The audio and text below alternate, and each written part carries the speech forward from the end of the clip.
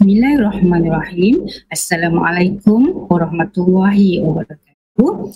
Pada kali ini, Cikgu Hairiza binti Halidin daripada SK Lunas Jaya akan membincangkan tajuk Sains Tahun 4, tema Sains Fizikal, tajuk tenaga, standard kandungan 7.1, sumber dan bentuk tenaga.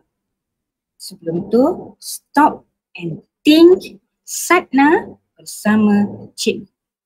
Okey, kita tengok dulu apa dia standard pembelajaran yang anak-anak kena tahu. Okey, 7.1.3 menjelaskan dengan contoh pelbagai bentuk tenaga. Okey, anak-anak semua, bila kamu berikan bentuk tenaga, kamu perlu memberikan juga contoh-contoh bagi bentuk-bentuk tenaga tersebut. Okay. Bagi 7.1.4 pula, kamu perlu menjelaskan melalui contoh perubahan bentuk tenaga dalam kehidupan seharian. Okey, untuk yang ini, kamu bagi dulu contoh, kemudian kamu perlu menerangkan apa dia yang berkaitan dengan contoh tersebut. Okey, akhir sekali 7.1.5 mengitlak tenaga tidak boleh dicipta dan tidak boleh dimusnahkan, tetapi boleh berubah bentuk. Sebelum tu anak-anak ingat ya, dia ada 9 bentuk tenaga. Macam mana mudah ingat? Okay, cikgu akan bagi. Kita ingat, saya baru nak cakap, kita kan kawan. Okey, jadi kamu ingat yang ini, kamu boleh ingat bentuk tenaga. S, tenaga suria. B, tenaga bunyi. N, tenaga nuklear. C, tenaga cahaya. E, tenaga elektrik. H, tenaga haba. K, tenaga kimia. K, tenaga kinetik. Dan akhir sekali, tenaga keupayaan. Jadi, untuk kamu mudah ingat, sekali lagi cikgu ulang, saya baru nak cakap, kita kan kawan. Okey, bila kamu dah ingat 9 bentuk tenaga yang ini, kamu kena berikan contoh-contoh. Jom kita tengok satu persatu. Okey, kita mula dengan tenaga suria. Okey, tenaga suria ialah tenaga yang diperolehi daripada matahari. Jadi, contoh yang kamu boleh bagi matahari. Mudah kan? Okey, kita pergi yang kedua pula. Tenaga bunyi. Okey, tenaga bunyi ialah tenaga yang dihasilkan oleh objek yang bergetar. Okey anak-anak, cuba kamu letakkan tapak tangan kamu di sini dan kamu bercakap. Kamu akan merasakan getaran. Ini menunjukkan tenaga bunyi terhasil apabila objek bergetar. Okey, mudah kan kalau kamu nak bagi contohnya? Cikgu bagi contoh.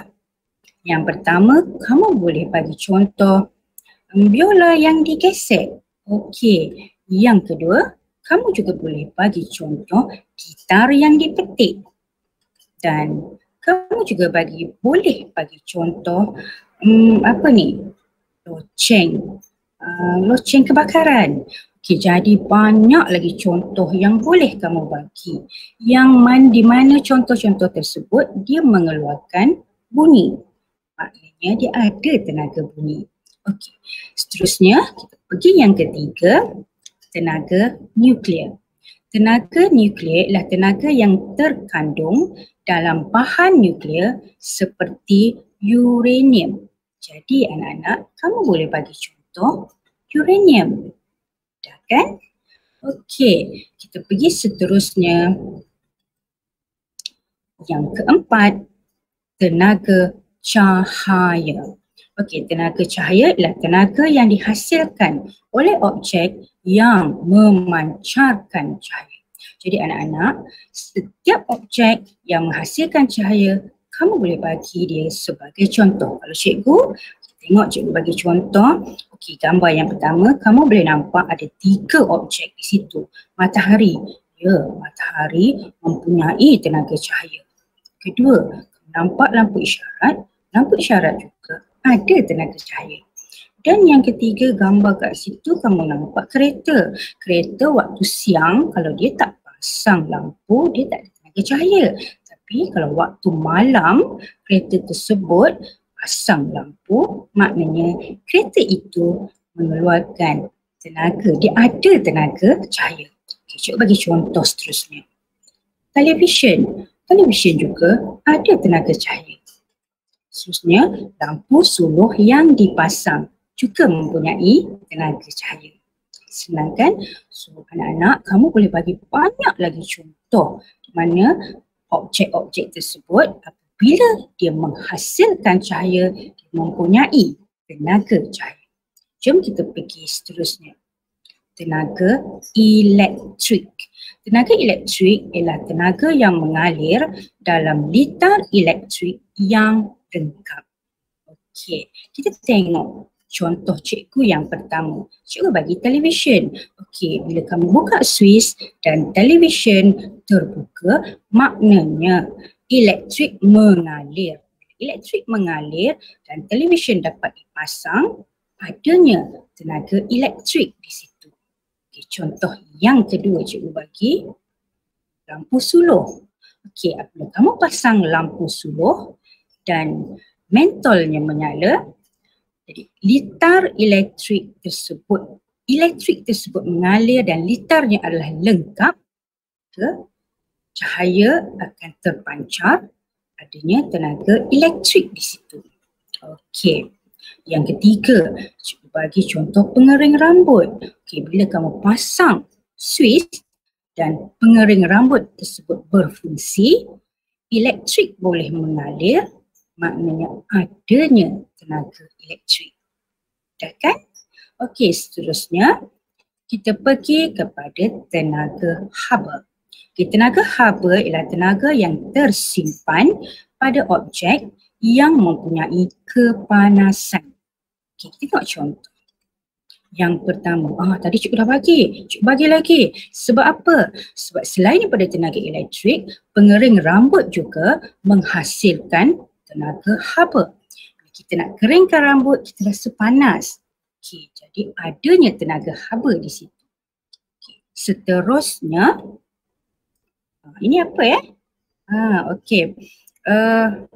Itu okey, bila kita nak bakar kek, okay, jadi bila kita buka suis elektrik, adanya tenaga haba yang terhasil. Contoh yang seterusnya, membakar roti. Membakar roti juga mempunyai tenaga haba apabila kita membakar roti tersebut. Okay, banyak lagi yang boleh kamu bagi. Kamu pegang objek tersebut dan kamu rasa panas, maksudnya di situ tersimpan tenaga haba. Okay. Kita pergi seterusnya, tenaga kimia. Okey, apa dia tenaga kimia? Tenaga yang tersimpan dalam bahan seperti makanan. Okey, cikgu bagi contoh. Sedapnya apa tu? Nasi ayam. Maknanya dalam makanan ada tenaga kimia. Okey, sebenarnya bahan api fosil. Okey, bahan api fosil dia ada 3 anak-anak, iaitu kita ingat GAP. G-A-P. G, gas asli. A, arang batu. P, petroleum. Okay, jadi dalam bahan api fosil adanya tenaga kimia. Tapi kat sini cikgu bagi contoh petroleum. Okay. Kemudian biojisim. Cikgu tak bagi contoh biojisim. Biojisim apa ya? Contohnya kamu boleh bagi tinja haiwan. Okay, ataupun jerami padi. Orang Kedah mesti tahu jerami padi. Adanya tenaga kimia sebab dia adalah biojisim. Cikgu bagi satu contoh iaitu bateri. Dalam bateri ada tenaga kimia. Okey, kita pergi seterusnya. K ada 3 K. K yang kedua, tenaga kinetik. Okey, tenaga kinetik ialah tenaga yang dipunyai oleh objek yang bergerak. Okey, apa sahaja objek yang bergerak mempunyai tenaga kinetik. Cikgu bagi contoh di sini. Okey, orang yang sedang mengayuh basikal. Okey, maknanya bila dia mengayuh basikal, kaki dia bergerak dan basikal juga bergerak. Adanya tenaga kinetik di situ. Okey, satu lagi cikgu bagi contoh. Apa ya? Harimau kumbang. Okey, harimau kumbang sedang berlari. Okay, bila dia bergerak, dia berlari, maknanya dia mempunyai tenaga kinetik. Jadi anak-anak, apa sahaja objek, benda yang bergerak, kamu boleh bagi contoh, itu adalah tenaga kinetik. Objek yang pegun, tak boleh Okey, akhir sekali, tenaga keupayaan. Okay, apa itu tenaga keupayaan? Ia adalah tenaga yang tersimpan pada objek yang berada pada suatu ketinggian. Okey, cikgu bagi satu contoh dulu. Contoh buah durian di atas pokok. Okay, buah durian tersebut berada pada satu ketinggian. Jadi buah durian itu mempunyai tenaga keupayaan. Seterusnya, bila kita bagi diregangkan. Okey. Panah, anak panah yang ditarik, jadi dia diregangkan. Okey, getah tersebut, getah itu diregangkan menjadi semakin panjang. Jadi getah pada anak panah tersebut menyimpan tenaga keupayaan. Okey, akhir sekali, cikgu bagi contoh di situ spring. Okey, spring yang dimampat, diregang dan dimampat juga mempunyai tenaga keupayaan kerana keadaannya yang diregang dan dimampat menunjukkan bahawa spring tersebut menyimpan tenaga keupayaan. Okey, kita dah habis dah 9 bentuk tenaga beserta contohnya. Okey, jadi seterusnya kita pergi kepada quiz. Okey, jadi kamu boleh scan, cuba jawab quiz ini. Maknanya kalau kamu boleh jawab semua dengan betul, maknanya kamu dah faham apa yang cikgu ajar. Okey. Kita pergi pula kepada perubahan bentuk tenaga. Okay, yang ini cikgu bagi tahu tadi, kita bagi dulu contoh. Melalui contoh tersebut, kita dapat terangkan. Maknanya kamu dah menguasai tajuk perubahan bentuk tenaga. Okey, cikgu bagi contoh kat sini, panel suria rumah. Jadi apakah perubahan bentuk tenaga yang berlaku? Dia bermula dengan tenaga suria. Okey, tenaga suria dapat dari mana? Daripada matahari. Okey, kemudian berubah kepada tenaga elektrik. Jadi anak panah dekat situ maksudnya berubah kepada. Okey, jangan lupa mesti dengan bantuan sel suria barulah dapat tenaga elektrik. Okey, maknanya kalau kamu dapat bagi contoh, kemudian menerangkan contoh tersebut, maknanya kamu dah pandai. Okey, cikgu bagi contoh yang kedua. Okey, contoh yang kedua, arang dibakar. Okey, jadi melalui contoh arang dibakar, kamu terangkan apa dia perubahan tenaga yang berlaku. Okay, perubahan bentuk tenaga. Okay, dia bermula dengan tenaga kimia. Apa tenaga kimia? Ingat, dalam arang batu tersimpannya tenaga kimia. Kemudian apabila dibakar, berubah kepada tenaga haba. Okay, kamu tengok kat situ. Cikgu tulis tanda simbol tambah. Cikgu tak tulis simbol anak panah. Ini kamu kena tahu dan ingat Okey, simbol tambah itu bermaksud dan. Jadi tenaga haba dan tenaga cahaya. Ini menunjukkan bahawa maksud dia macam ni anak-anak. Tenaga haba dia tidak berubah kepada tenaga cahaya. Dia tak macam bila tenaga cahaya datang dia dah tak panas. Salah tu. Sebab tu kita guna simbol tambah iaitu dan. Maknanya tenaga haba kemudian adanya tenaga cahaya dan dia datang dengan serentak. Dia tak tenaga habis, tenaga haba hilang, keluar tenaga cahaya. Tidak dia datang dengan serentak. Tenaga haba dan tenaga cahaya. Okey, jadi anak-anak kena faham waktu bila kita nak guna simbol anak panah, waktu bila kita nak guna simbol tambah. Okey. Kita tengok seterusnya. Cuba jawab kuis ini supaya kamu faham apa dia tentang yang cikgu soal berkaitan dengan tajuk yang tajuk perubahan bentuk tenaga tadi. Okey, kalau kamu boleh jawab, maknanya kamu dah faham perubahan bentuk tenaga.